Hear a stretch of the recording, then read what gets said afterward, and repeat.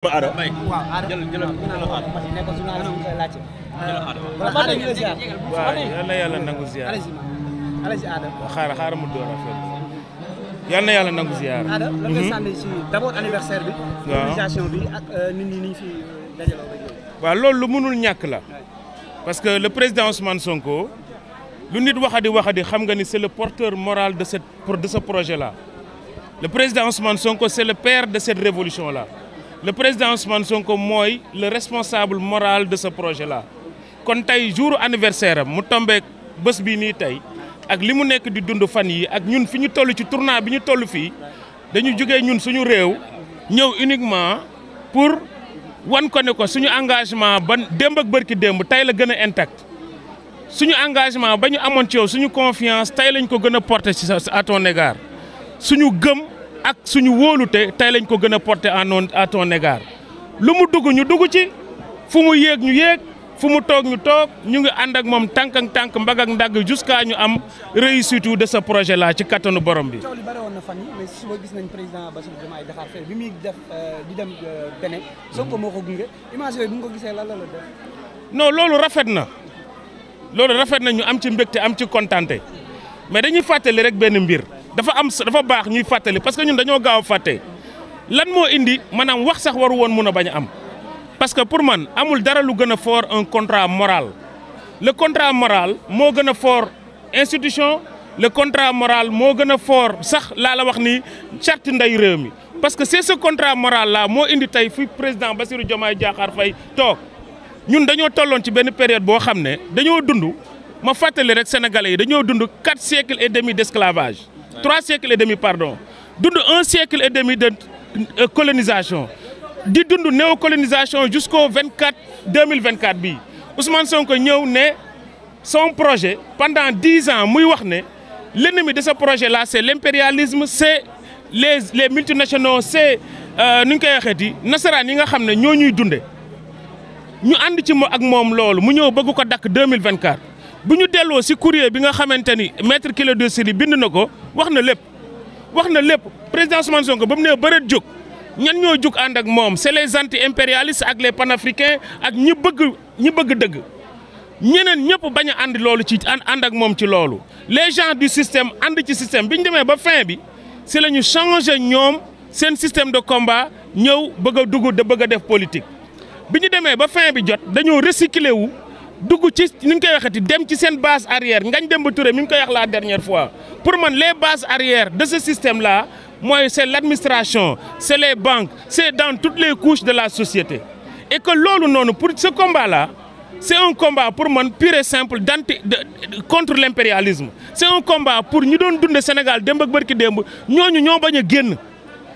a génn ñooñu bañ a libéré ba tax na tey lépp lu ñu mën pour xeex président Ousmane Sonko parce que xam nañ président Ousmane Sonko mooy kan lépp lu ñu mën pour xeex président Ousmane Sonko pour faagaagal ko pour nasaxal ko dinañ ko def te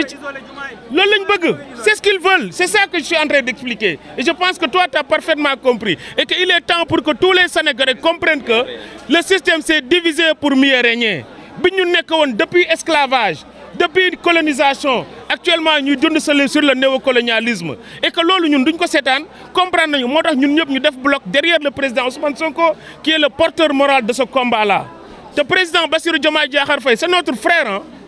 dañ koy fàttali benn mbir le contrat moral bi mu amoon ba mu nekkee ci biir prison ba mook président Ousmane Sonko parce que lépp lu démarré mi ngi démarré ci sa contrat moral boobu olof dafa ne góor ca wax ja li ñu waxante ñoom ñaar seen biir waru woon génn ku ci nekk da nga waroon respecter parce que président Ousmane Sonko nee na bis coow loolu bis bu génnee lenn tax mu génn c'est parce que ni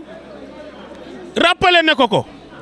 nangu ko déglu mu woowaat keneen rappelé waat ko nangu ko déglu mu woo seede rappelé ko et ce contrat moral là il est moo nekk au-dessus de président Bassirou Diomaye Diakhar Faye moo nekk au-dessus de toutes les institutions de ce pays là parce que suñu révolution mi ngi tàmbalee ci contrat moral boobu ñu am ci néeg parce que dañoo yëkkati pour marquer panier ci panier bi ñëpp yëpp kenn jotul président Ousmane Sonko ne ko indi Bassirou nañ cungam Bassirou Diomaye Diakhar Faye mu yeggale ko kon tingam boobu noonu bu mu fàtte ne dañ koo tingoom te lañ waxante woon bañ koy tingoom mooy buñ la tingoomee ba nga ajji li nga ajji ñun ñëpp nañ ko bokk lekk kon loolu buñ ko fàtte c'est ce contrat moral là tout est parti de ce contrat moral là kenn amul droit fàtte ko président Bassirou Diomaye Diakhar Faye amul droit fàtte ko président Ousmane Sonko amul droit fàtte ko ndax ñoom ñëpp le contrat moral là moo leen sut ñoom parce que loolu mooy defar loolu mooy yeggale sur notre projet te damay fàttali rek ne l'impérialisme comme ni ko Thomas Sankara doon wax c'est un mauvais élève si tu le chasses par la porte il va essayer de revenir par les fenêtres et le système il est tellement profond que ni Jacques Foccart da doon wax ne le système da koo njar daanaka da koo dugal partout dans les couches de la population dafa nekk ci administration yi nekk ci kër kilifa diine yi nekk ci société yi nekk partout dans les peuples sénégalais. Finalement lan ngay demander Bassirou Diomaye Diakhar Faye. damay demander du Bassirou Diomaye Diakhar Faye dong laay demander damay demander à tous les sénégalais ñu rappeler ne combat bi ñu doon mener c'est un combat pour jot suñu souveraineté na ñëpp delluwaat ci suñu base de départ 10 ans la ñuy toog di xeex le système 10 ans. ñu mën a benn discours boo xamante ni Sénégal yëpp adhéré ci mooy ce qui est un discours de rupture un discours pour récupérer suñu souveraineté muy président Bassirou Diomaye Diakhar Faye muy ñi nekk ci administration bi muy ñi nekk ci police bi nekk ci gendarmerie bi nekk ci armée bi nekk ay fonctionnaires nekk ay élèves ñoom ñëpp dama leen di ñaax ñu delluwaat ci sa projet initial muy sa projet là bi nga xamante ne mooy le début de cette révolution président Ousmane Sonko nag def na waru garam ba mu demee ba gis lu ko jaaxal génn na nee na dama leen di rappeler. def na waru garam ñun ñu fi teew tamit ñu ngi jéem a def suñu warugar pour jàppale président Ousmane Sonko ci ce projet là président Bassirou Diomaye Diakhar Faye xam naa ne moom it dina toog waxtaan ak Ndiaye Ndiaganaayam dellusiwaat si l'orthodoxie de ce projet là. parce que ce projet là c'est le seul salut parce que mbayum tàndarma laa koy tuddee ñun mënuñ cee jariñu suñuy dooma ci waru jariñu tey Ngagne Demba Touré dafa expliquer la dernière fois. boo gisee ñu topp suñu ginnaaw di ñu jéem a diviser xam nga ñan la mooy ñu ñuy dundee di ñu muucu pendant des siècles tey mënuma comprendre Sénégal nekk un pays producteur de pétrole entreprise bii de Woodside prévision bii passé dafa ne 1700 milliards la prévoir si 1700 milliards yi mu prévoiroon il a récolté 2200 milliards ñu ne ko fayal 41 milliards mu bañ na duma ko fay mais on est où Woodside ne du fay 41 milliards yooyu noonu mu récolté te dañ ko dëgg la dañ ko tàmbaloon Woodside ne du ko fay Sénégal porté ko plainte Sénégal gagné le procès Woodside porté waat ñu plainte au tribunal international fële ca Paris ci lan ci 2000 et quelques milliards ñu ne la fayal 41 nga ne doo ko fay parce que dañ ko tàmmoon dëgg la li mbokk mi di wax bu ma jógee ci Woodside ma ne Eramé muy xëcc suñu zircon bii tous les jours cette société là déramé Donald Trump yéen a ngi koy dégg mu ne pour mu continuer la guerre avec l'Ukraine va falloir Ukraine jox ko ses terres rares yéen a ngi koy dégg yéen ñëpp xam ne Donald Trump loolu lay laaj les terres rares ñun Sénégal ñu am ko mu nekk fii Eramé di ko muy zircon bi chaque jour xam nga Eramé ñaata lay récupérer fii il récupère presque plus de 2200 milliards 2000 tonnes ñaari train la yor wala 3 trains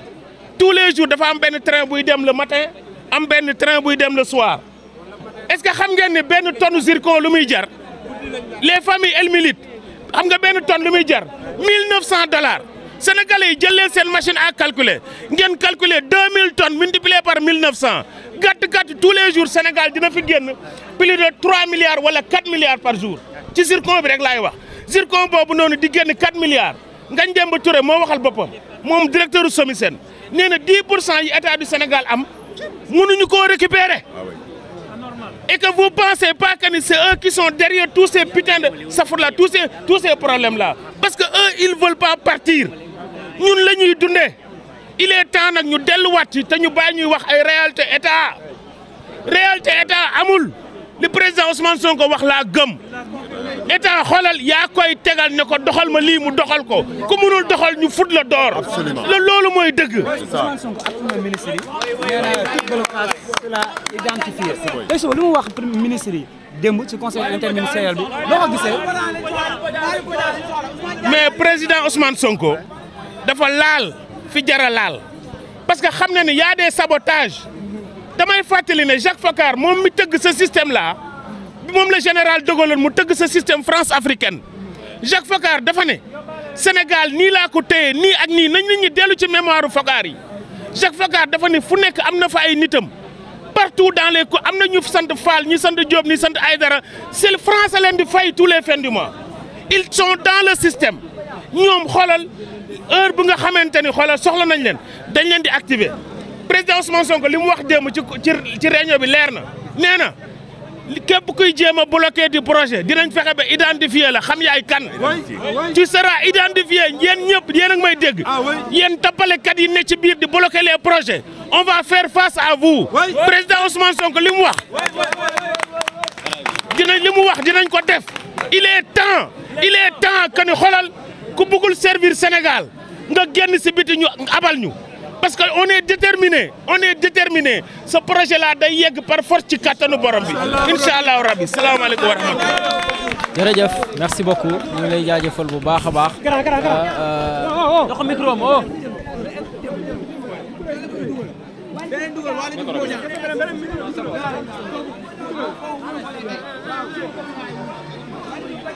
voilà kon mbokk yi. li suma mbokk mi wax fii nii kenn mënu ci doon del kenn mënatul see dolli dara. Adama Fall. waaye dama koy réconforter si damay jël bal ba au rebond pour rebondir fii nga xam ne foofu la terminer la réalité du pouvoir gis nga mbir ni mu mel rek ki ko jiite na mu mel rek noonu lay mel loolu loo jàng loo ñàkk jàng loo gàtt xel xam nga ne mbir moom ki ko jiite ni mu mel rek la mbir mi di jiite la lay mel donc réalité du pouvoir boobu noonu amul président Ousmane Sonko moom lañ fal premier ministre korité jot bu doon premier ministre mu dem julli ji korité sans pour autant mu utiliser moyen de l'État jël otoom dem julli ji korité julliet mais duggul sax si biir jumaa ji si biti la lal sajaadeem ci naaj bi loolu boo ko waxoon benn ancêtre boo xam ne ni Abdou Diouf la dundal premier ministre Abdou Diouf la dund ko premier ministre Abdoulaye Wade danaan la lii mënta am Sénégal ndax suñu autorités yi ay demi jël lañ jàpp mos a jàppee seen bopp ñii nag dañoo marqué rupture am na benn philosophe bu doon wax ne ce ne sont pas les titres qui font les hommes ce sont les hommes qui font les titres kon loolu boo defee corrélation bi ak réalité du pouvoir rek da nga xam ne boo incarné pouvoir ni nga mel noonu la pouvoir bi di mel yaa ngi gis fekkente ne tu as décidé d'être un marionnette donc tu feras les mêmes résultats que tes prédécesseurs donc bu fekkee ne nag da ngaa ñëw pour marquer rupture assumer sa souveraineté ala kulli xaal il faut que nga marqué sa empreinte de boo xam ne ni dañuy xam ne andi nga rupture li nga andi nii wuute nag lool ak li nga xam ne moo fi nekkoon di leen remercier bu baax kon li ñuy ñëw fii nii pour célébrer anniversaire u président Ousmane Sonko kulunaa yi ñu ngi naan ñu est-ce que yéen am ngeen liggéey man miy wax ak yéen suba damaa war a corriger ji BFM comprendre nga ñun dañoo ñëw fii pour dekkalaat li nga xam ne nii moom lañ mos di dund ndax instant bii nii patriotes yi dajee nañ ñu ngi saafante ñi gëjoon a gisee ñu ngi gisee yaa ngi gis saafante nañ waxtaan nañ mais loolu dañuy projeté ne am na yeneen échéance yoo xam ne ni ñu ngi ñëw municipalité yaa ngi ñuy xaar comment dirais-je élection président conseil régional ñu ngi ñuy xaar loolu nag la ñuy préparé de telle sorte que si commune yëpp ñu am fa maire yoo xam ne ni ay Pastef la ñuy doon bu ko defee ñoom ñu mën a soutenir projet bi accompagner les autorités pour que agenda de transformation 2050 bii nii ñu mën koo eggali mu nekk bonheuru sénégalais yi lii laa waxoon ne dinaa ko ci dolli di leen gërëm di leen sant vive la presse aussi presse parce que presse bi ñu leen di sànni xeer mais am na presse boo xam ne mu ngi am taxawaay ba léegi journalistes yi gëm leen seen bopp gis nga man enseignant la il fut un temps génn ne enseignant sax da nga koy rus mais on a combattu ba tey on n'a pas honte d'être en face des Sénégalais pour affirmer notre statut pour dire que ñun enseignant lañ ni ko enseignant yi defee ba xeex ba revaloriser seen statut yéen journalistes yi itam surtout nag les jeunes journalistes yéen a am responsabilité yooyu noonu parce que je me rappelle bi ñu nekkee si grève bi ba métti am na si ay paaw enseignants yoo xam ne nii bi ñu Serigne Mbaye Thiam génnee wax ne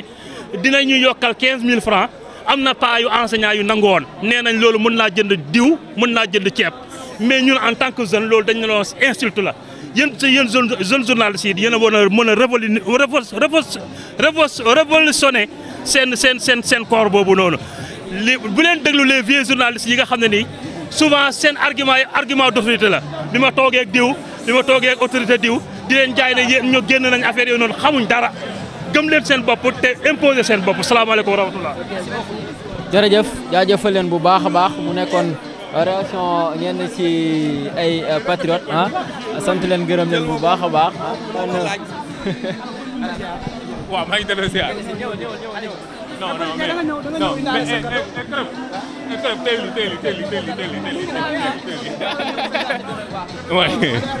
waaw. da nga ñëw indaale sa cadeau. waaw pour souhaiter joyeux anniversaire c'est le président Ousmane Sonko. waaw ban sentiment nga am tey.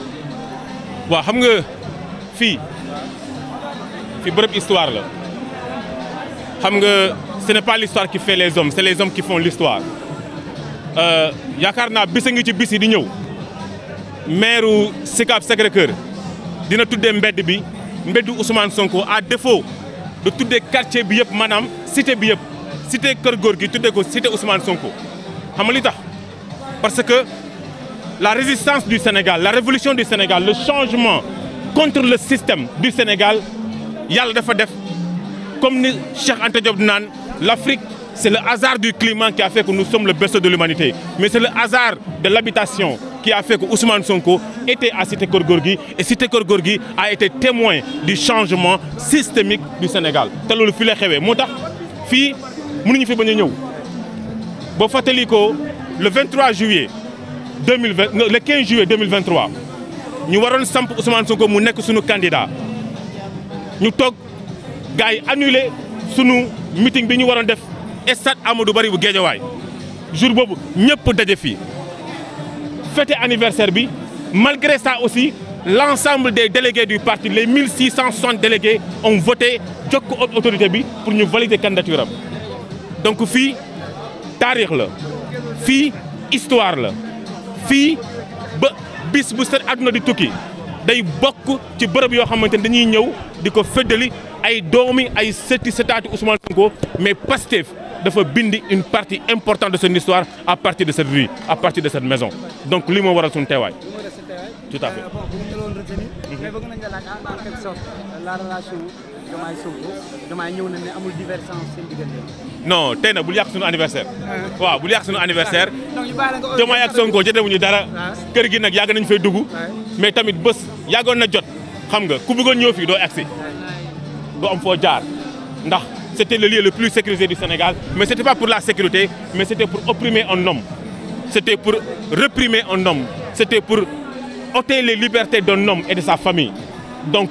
tey suñu teewaay fii teewaayu mbégte la teewaayu sant la teewaayu vraiment ñëw encore fekk fi patriotes yi di saafante ak ñoom donc vraiment loolu moo taxoon ba ñu wàccee liggéey ñu ne nañ fi jaar ànd ak patriotes yi célébrer l'un des hommes les plus importants de l'histoire du Sénégal actuel muy son excellence le président du parti Ousmane Sonko kooku mooy Ousmane Sonko yaabo jeex na voilà. merci beaucoup jaajëfal leen bu baax a baax mbokk yi kon xam naa dañuy ñëw tàggatoo bu ko defee ñu daal di joxante dig daje feneen incha allahu rabbi ak beneen yoon sant gërëm képp koo xam te ne